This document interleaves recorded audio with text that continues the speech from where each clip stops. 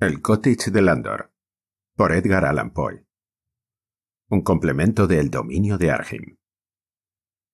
Durante un viaje a pie que hice el verano pasado, por uno o dos de los condados fluviales de Nueva York, la puesta del sol me sorprendió desconcertado acerca del camino a seguir.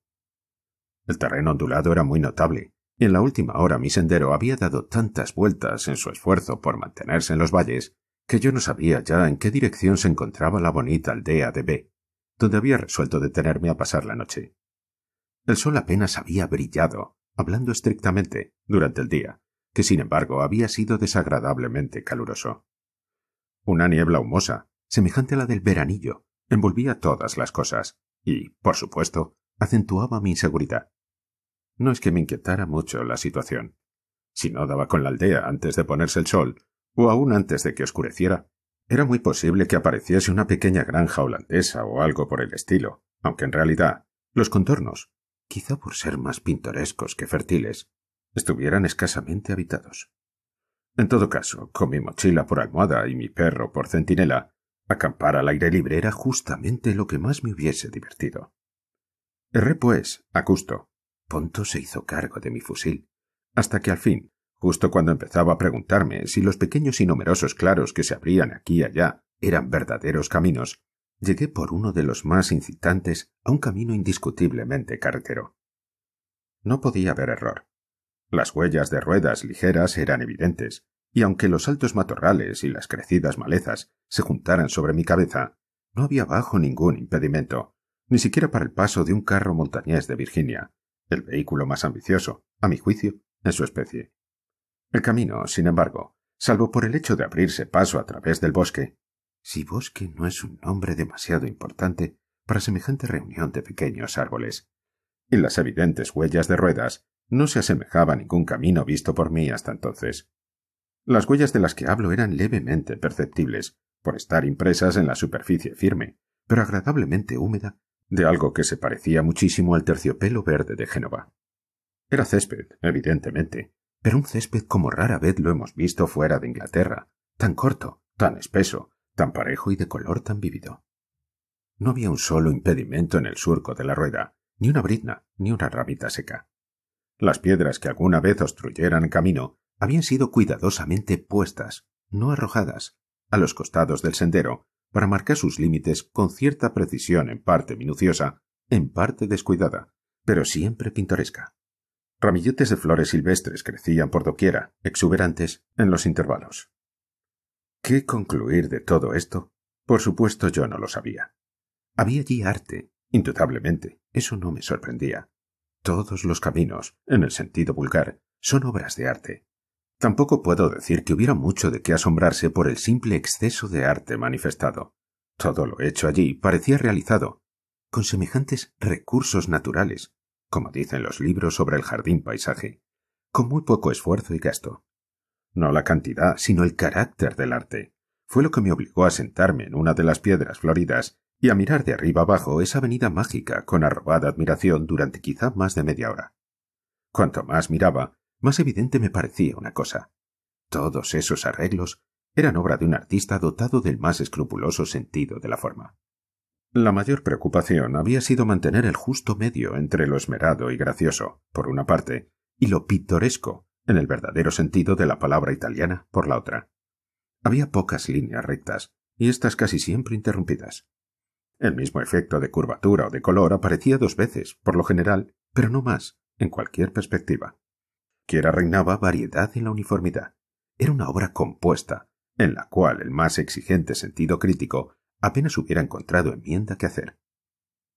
Había doblado hacia la derecha al tomar por ese camino, y entonces, poniéndome de pie, continué en la misma dirección. El sendero era tan sinuoso que en ningún momento podía prever su curso más allá de 2 o 3 metros. Su aspecto no sufría ningún cambio. En ese momento el murmullo del agua llegó suavemente a mis oídos, y pocos instantes después, en un recodo de camino un poco más brusco que los anteriores, advertí un edificio al pie de un suave declive que tenía delante. No pude ver nada con claridad a causa de la niebla que llenaba todo el pequeño valle inferior.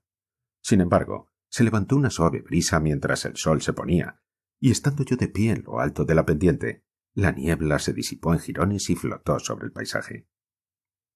Mientras todo se hacía visible, gradualmente, tal como lo describo, parte por parte, aquí un árbol, allí un reflejo de agua, y allá de nuevo la punta de una chimenea, no pude menos de pensar que el conjunto era una de esas ingeniosas ilusiones exhibidas a veces con el nombre de imágenes fugitivas. En el momento, sin embargo, en que la niebla desapareció por completo, el sol descendió detrás de las suaves colinas, y desde allí, como si lo hubieran empujado ligeramente hacia el sur, apareció de nuevo ante la vista, pleno, resplandeciente de brillo purpúreo, a través de un barranco que se abría en el valle desde el oeste. De improviso, entonces, como por obra de magia, el valle entero, con todo lo que contenía, se hizo visible. El primer coup d'œil, cuando el sol se deslizó a la posición descrita, me impresionó tanto como de muchacho la escena final de algún espectáculo o melodrama teatral bien compuesto. Ni siquiera faltaba la exageración del color, pues la luz salía de la grieta tiñendo todo de naranja y púrpura, mientras el verde brillante del césped en el valle se reflejaba más o menos en todos los objetos por la cortina de vapor que seguía suspendida, como si no estuviera dispuesta a retirarse totalmente de un espectáculo tan milagrosamente hermoso. El pequeño valle que yo examinaba desde el dosel de bruma no podía tener más de 400 yardas de largo, mientras su ancho variaba de 50 a 150, o quizá 200 yardas. Era más estrecho en su extremidad septentrional, abriéndose paulatinamente hacia el sur, pero sin exacta regularidad. La parte más ancha estaba a unas 80 yardas del extremo sur. Las cuestas que circundaban el valle no podían en rigor recibir el nombre de colinas, salvo en la parte norte. Allí un escarpado borde de granito se elevaba a una altura de unos 90 pies, y como lo he dicho, el valle en este punto no tenía más de 50 pies de ancho. Pero a medida que el visitante bajaba hacia el sur desde este acantilado, encontraba a la derecha y a la izquierda declives menos altos, menos escarpados y menos rocosos a la vez. Todo, en una palabra, descendía y se suavizaba hacia el sur, y sin embargo, el valle estaba ornado de eminencias más o menos altas, excepto en 2 puntos. De uno de ellos ya he hablado. Quedaba marcadamente al noroeste, donde el sol poniente se abría camino en el anfiteatro, como lo he descrito, por una brusca grieta natural abierta en el terraplén de granito. Esta fisura tendría 10 yardas en su punto más ancho, en la medida en que el ojo podría seguirla. Parecía subir y subir, como un sendero natural, hasta los retiros de montañas y bosques inexplorados. La otra abertura estaba directamente en el extremo meridional del valle. Allí, por lo general, las pendientes no eran sino suaves inclinaciones que se extendían de este a oeste en unas 150 yardas. En el centro de esta superficie había una depresión al nivel del valle. Con respecto a la vegetación, así como en todo lo demás, el valle se suavizaba y descendía hacia el sur. Hacia el norte, en el escarpado precipicio, a unos pasos del borde, brotaban los magníficos troncos de numerosos nogales americanos, nogales negros y castaños, entremezclados con algunos robles, y las fuertes ramas laterales de los nogales, especialmente, se extendían sobre el borde del acantilado. Descendiendo hacia el sur, el explorador veía al principio la misma clase de árboles, pero cada vez menos altos y más alejados del estilo de Salvator Rosa. Luego veía el olmo, más amable, y a continuación el sasafrás y el algarrobo, y después otros más suaves, el tilo, el ciclamor, la catalpa y el arce, y luego otras variedades aún más graciosas y más modestas. Toda la superficie de la pendiente meridional estaba cubierta tan solo por matorrales silvestres, con excepción de algún sauce plateado o algún álamo blanco. En el mismo fondo del valle, pues debe tenerse presente que la vegetación hasta aquí mencionada crecía tan solo en los acantilados y en las laderas de las colinas. Se veían 3 árboles aislados. Uno era un olmo de espléndido tamaño y de exquisita forma. Montaba guardia en la puerta del valle. Otro era un nogal americano, más grande que el olmo y al mismo tiempo mucho más hermoso, aunque ambos eran de extraordinaria belleza. Parecía ocuparse de la entrada noroeste, brotando de un grupo de rocas en la boca misma del barranco y lanzando su gracioso cuerpo en un ángulo de casi 45 grados hacia la luz del anfiteatro. A unas 30 yardas al este de este árbol se alzaba, sin embargo, el orgullo del valle, y fuera de toda duda, el árbol más espléndido que jamás hubiera visto, salvo, quizá, entre los cipreses de Chatucani. Era un tulípero de 3 troncos, el Liriodendron tulipiferum, del orden de las magnolias. Los 3 troncos separados del principal, a unos 3 pies del suelo, muy ligera y gradualmente divergentes, no estaban a una distancia mayor de 4 pies con respecto al punto donde la rama más grande desplegaba su follaje, es decir, a una altura de unos 80 pies.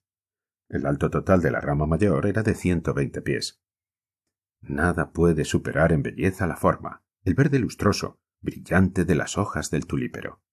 En este ejemplar tenían 8 pulgadas de ancho, pero su esplendor era totalmente eclipsado por la magnificencia de las profusas flores. Imagínense, apretadamente juntos, 1.000.000 de tulipanes, los más grandes y más resplandecientes. Solo así puede el lector tener alguna idea de la imagen que quisiera describirle. Y luego la gracia majestuosa de los troncos, con columnas nítidas, delicadamente granuladas, la más ancha de 4 pies de diámetro, a 20 del suelo. Las innumerables flores, mezcladas con las de otros árboles apenas menos hermosos, aunque infinitamente menos majestuosos, colmaban el valle de perfumes más exquisitos que los de Arabia. El suelo del anfiteatro estaba en general cubierto de césped, de la misma especie que el del camino y, si es posible, más delicadamente suave, espeso, aterciopelado y milagrosamente verde. Era difícil imaginar cómo se había logrado toda esa belleza. He hablado de las 2 aberturas que daban al valle. De la situada al noroeste salía un arroyuelo que bajaba murmurando suavemente, entre leve espuma, por el barranco, hasta romper contra el grupo de rocas de las cuales brotaba el solitario nogal americano. Aquí, después de rodear el árbol, seguía un poco hacia el noroeste, dejando el tulípero a unos 20 pies al sur, sin cambiar demasiado su curso hasta llegar a un punto intermedio entre los límites este y oeste del valle. En este punto, después de una serie de vueltas, doblaba en ángulo recto y seguía hacia el sur formando recodos, hasta perderse en un pequeño lago de forma irregular, casi ovalado, que brillaba cerca del extremo inferior del valle. Este laguito tenía quizá unas 100 yardas de diámetro en la parte más ancha. No hay cristal más claro que sus aguas. El fondo, que podía verse nítidamente, estaba formado por guijarros blancos y brillantes. Sus orillas, del césped esmeralda ya descrito, bajaban ondulando, más que en pendiente rectilínea, hacia el claro cielo inferior, y tan claro era este cielo, tan perfectamente reflejaba por momentos todos los objetos superiores, que era no poco difícil determinar dónde concluía la verdadera orilla y dónde comenzaba la reflejada. La trucha y algunas otras variedades de peces, que parecían abundar casi con exceso en este estanque, tenían toda la apariencia de verdaderos peces voladores. Era casi imposible creer que no estuvieran suspendidos en el aire. Una liviana canoa de abedul, que flotaba plácida en el agua, se reflejaba en sus más mínimas fibras con una fidelidad no superada por el espejo más exquisitamente pulido. Una pequeña isla, encantadora y sonriente, llena de espléndidas flores, y en la que apenas había el espacio necesario para una pintoresca construcción pequeña, en apariencia una jaula de pájaros, surgía no lejos de la orilla norte del lago, a la cual se unía por medio de un puente de inconcebible ligereza y sin embargo muy primitivo. Estaba cruzado por una sola tabla de tulípero, ancha y gruesa. Tenía 40 pies de largo y cruzaba el espacio entre una y otra orilla, trazando un arco suave, pero muy perceptible, que impedía toda oscilación. Del extremo meridional del lago salía una continuación del arroyuelo, que después de serpentear durante unas 30 yardas, pasaba al fin por la depresión, ya descrita, en el centro del declive sur, y desplomándose por un escarpado precipicio de unos 100 pies, se abría camino errante ignorado hacia el Hudson. El lago era muy hondo, en algunos puntos alcanzaba 30 pies, pero la profundidad del arroyuelo rara vez excedía de 3 pies, mientras su anchura mayor no pasaba de 8 aproximadamente. El fondo y las orillas eran como los del estanque. Si un defecto podía achacárseles, en consideración a lo pintoresco, era el de su excesiva limpidez. La verde superficie de césped estaba realzada, aquí y allá, por algunos arbustos brillantes, tales como hortensias, la común bola de nieve o las aromáticas lilas, o más a menudo, por un grupo de geranios, de numerosas variedades, magníficamente florecidos. Estos últimos crecían en tiestos bien enterrados en el suelo, de modo de dar a las plantas una apariencia natural. Además de todo esto, el terciopelo de la pradera se veía tachonado exquisitamente por ovejas, Un gran rebaño que erraba en el valle en compañía de 3 ciervos domesticados y gran número de patos de plumaje brillante. Un enorme mastín parecía encargado de vigilar a todos y cada uno de esos animales. A lo largo de los acantilados del este y el oeste, donde, hacia la parte superior del anfiteatro, los límites eran más o menos escarpados, crecía la hiedra en gran profusión, de manera que sólo aquí y allá podía entreverse apenas la roca desnuda. De modo semejante, el precipicio norte estaba casi enteramente cubierto de viñas de rara exuberancia. Algunas brotaban del suelo, en la base del acantilado, y otras de los bordes de la pared. La ligera elevación que formaba el límite inferior de este pequeño dominio estaba coronada por una lisa pared de piedra, de altura suficiente para impedir que escaparan los ciervos. Nada semejante a una tapia se observaba en otra parte, pues fuera de allí no había necesidad de un cercado artificial. Cualquier oveja extraviada, por ejemplo, que tratara de salir del valle por la grieta, sería detenida, después de avanzar unas yardas, por el escarpado reborde de roca sobre el cual se desplomaba la cascada que atrajera mi atención al acercarme al dominio. En una palabra, la única entrada o salida era una verja que ocupaba un paso rocoso del camino, pocos metros más abajo del lugar donde me detuve a reconocer el paisaje. He dicho que el arroyo serpenteaba muy regularmente durante todo su curso. Sus 2 direcciones generales, como lo he explicado, eran primero de oeste a este y luego de norte a sur. En el codo, la corriente volvía hacia atrás y formaba un bucle casi circular, dibujando una península que semejaba una isla, con una superficie aproximadamente igual a la 16ª parte de un acre. En esta península había una casa habitación, y cuando digo que esta casa, como la infernal terraza vista por Vathek, était d'une architecture inconnue dans les annales de la terre, aludo simplemente a que su conjunto me impresionó, dándome una sensación de novedad y ajuste combinados, en una palabra, de poesía.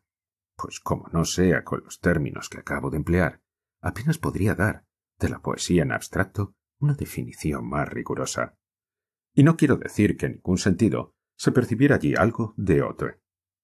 En realidad, nada más simple, nada más modesto que este cottage. Su maravilloso efecto residía únicamente en su disposición artística, análoga a la de un cuadro. Hubiera podido imaginar, mientras lo miraba, que algún eminente paisajista lo había construido con su pincel. El punto desde el cual vi por primera vez el valle no era en modo alguno, aunque estaba cerca, el mejor para observar la casa. La describiré como la vi después, situado en el muro de piedra, en el extremo sur del anfiteatro.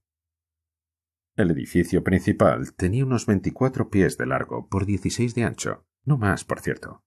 La altura total, desde el piso a la cúspide del tejado, no excedía de 18 pies. En el extremo oeste de esta estructura se unía una tercera parte más pequeña en todas sus proporciones. La fachada estaba unas 2 yardas más atrás que la del edificio más grande, y la línea del tejado, por supuesto, mucho más baja que la del techo vecino. En ángulo recto con estos 2 edificios y detrás del principal, no exactamente en el medio, se extendía un tercer compartimento muy pequeño, en general un tercio menos grande que el ala oeste. Los techos de los 2 más grandes eran muy empinados, descendiendo desde el caballete en una larga curva cóncava y extendiéndose, por lo menos, 4 pies fuera de las paredes hasta formar los techos de 2 piazzas. Estos techos, claro está, no necesitaban soportes, pero como tenían apariencia de necesitarlos, se habían insertado en las esquinas pilares ligeros y perfectamente lisos. El tejado del ala norte era una simple extensión de una parte del principal. Entre el edificio mayor y el ala oeste se levantaba una altísima y un tanto fina chimenea cuadrada de duros ladrillos holandeses, alternativamente blancos y rojos, con una ligera cornisa de ladrillos salientes en la punta. Los aleros también se proyectaban mucho, en el cuerpo mayor, unos 4 pies hacia el este y 2 hacia el oeste. La puerta principal no se hallaba justo en la mitad del edificio, sino un poco hacia el este, mientras las 2 ventanas se desplazaban hacia el oeste. Estas últimas no llegaban al suelo, pero eran mucho más largas y estrechas de lo habitual. Tenían postigos simples como puertas, con cristales en losange, pero muy grandes. La mitad superior de la puerta era también de vidrios y en losange. Un motivo movible la protegía durante la noche. La puerta del ala oeste se abría bajo el alero y era muy simple. Una sola ventana miraba hacia el sur. El ala norte carecía de puerta exterior y tenía una única ventana hacia el este. En la lisa pared del gablete oriental se destacaban unas escaleras, con balaustrada, que la atravesaban en diagonal, partiendo del sur. Protegidos por el alero muy saliente, estos escalones daban acceso a una puerta que conducía a una buhardilla, o más bien desván, pues sólo recibía luz de una ventana que miraba hacia el norte, y parecía haber sido destinada a depósito. Las piazzas del edificio principal y del ala oeste no estaban pavimentadas, como es habitual, pero delante de las puertas y de cada ventana se incrustaban, en el césped delicioso, anchas, chatas e irregulares losas de granito, brindando un cómodo paso en todo tiempo. Excelentes senderos del mismo material, no perfectamente colocado, sino con la hierba aterciopelada llenando los intervalos entre las piedras, llevaban aquí y allá, desde la casa, hasta una fuente cristalina a unos 5 pasos, al camino a 1 o 2 dependencias que había al norte más allá del arroyo, completamente ocultas por unos algarrobos y catalpas. A no más de 6 pasos de la puerta del cottage veías el tronco seco de un fantástico peral, cubierto de arriba abajo por las magníficas flores de la bignonia, que requería no poca atención saber qué objeto encantador era aquel. De varias ramas de este árbol pendían jaulas de diferentes clases. Una, un amplio cilindro de mimbre, con un aro en lo alto, mostraba un sinsonte. Otra, una oropéndola. Una tercera, un pájaro arrocero, mientras 3 o 4 prisiones más delicadas resonaban con los cantos de los canarios.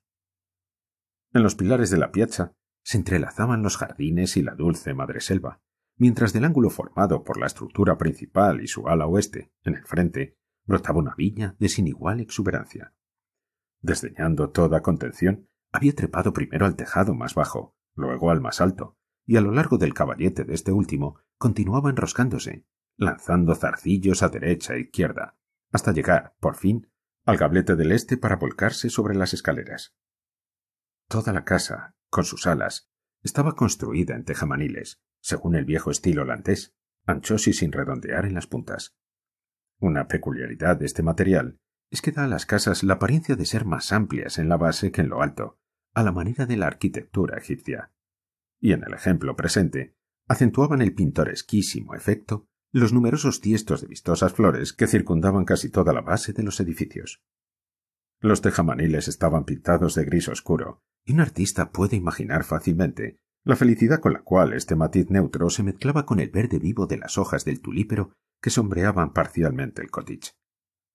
La posición a la que me he referido, cerca del muro de piedra, era la más favorable para ver los edificios, pues el ángulo sudeste se adelantaba de modo que la vista podría abarcar a la vez los 2 frentes con el pintoresco gablete del este, y al mismo tiempo tener una visión suficiente del ala norte, parte del lindo tejado de una cámara enfriadora construida sobre una fuente, y casi la mitad de un puente liviano que cruzaba el arroyo muy cerca de los cuerpos principales.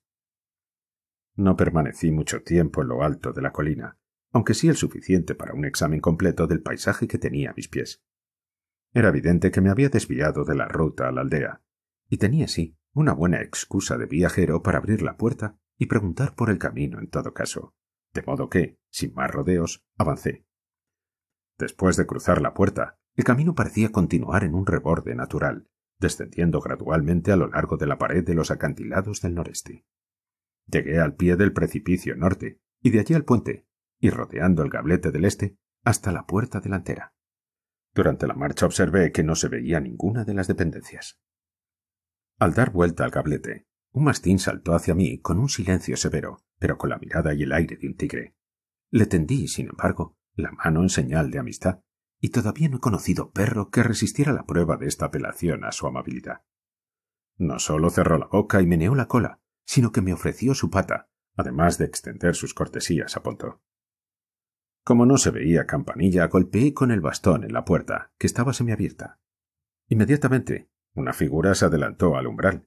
Era una mujer joven, de unos 25 años, esbelta o más bien ligera, y de talla un poco superior a la corriente. Mientras se acercaba con cierta modesta decisión en el paso, absolutamente indescriptible, me dije a mí mismo: seguramente he encontrado la perfección de la gracia natural en contradicción con la artificial. La segunda impresión que me hizo, pero muchísima más viva que la anterior, fue de exaltación. Nunca había penetrado hasta el fondo de mi corazón una expresión de romanticismo tan intenso, me atrevería a decir, tan espiritual, como la que brillaba en sus ojos profundos. No sé cómo, pero esta peculiar expresión de la mirada, que a veces se graba en los labios, es el hechizo más poderoso, si no el único, que despierta mi interés por una mujer. Romanticismo, digo, con tal de que mis lectores comprendan bien lo que quiero expresar con esta palabra. Romántico y femenino son para mí términos equivalentes. Y después de todo, lo que el hombre ama de veras en la mujer es simplemente su feminidad. Los ojos de Annie, alguien desde adentro la llamaba Annie, querida, eran de un gris espiritual, su pelo castaño claro. Esto es todo lo que tuve tiempo de observar en ella. A su cortés invitación entré, pasando primero por un vestíbulo de mediana amplitud. Como había ido especialmente para observar, noté que a mi derecha, al entrar, había una ventana semejante a las de la fachada de la casa.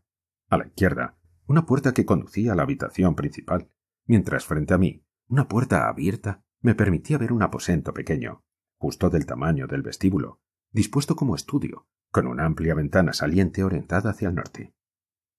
Pasé a la sala y me encontré con Mr. Landor, pues este, lo supe después, era su nombre. Se mostró amable y aun cordial en sus maneras, pero aún entonces estaba yo más atento a observar el arreglo de la casa que me había interesado tanto que la apariencia personal del ocupante.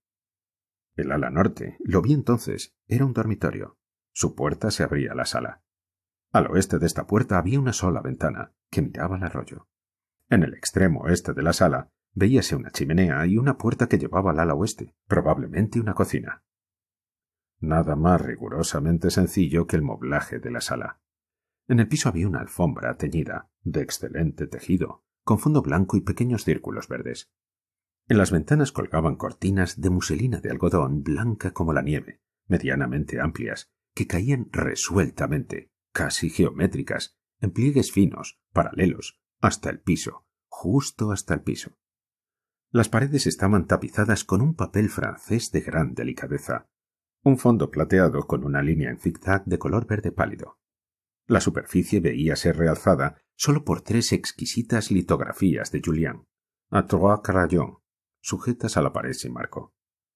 Uno de esos dibujos representaba una lujosa o más bien voluptuosa escena oriental, otro una escena de carnaval de vivacidad incomparable, el tercero una cabeza femenina griega, un rostro de tan divina hermosura y, sin embargo, con una expresión de vaguedad tan incitante como nunca hasta entonces atrajera mi atención.